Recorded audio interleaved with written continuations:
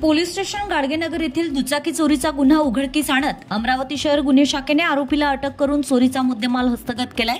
दिनांक 4 मे 2025 रोजी एका महिलेने तक्रार दिली होती की त्यांची मोपेड ॲक्टिवा क्रमांक MH27 DP 4029 ही गाडी अष्टविनायक मेडिकल राठीनगर येथे उभी केली असता अज्ञात चोरट्याने गाडी आणि डिक्कीत ठेवलेला मोबाईल चोरून नेला।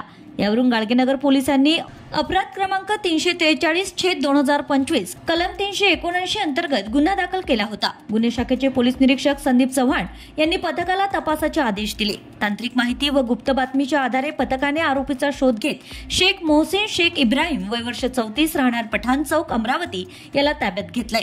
चौकशीत त्याने गुन्ह्याची कबुली दिली आहे।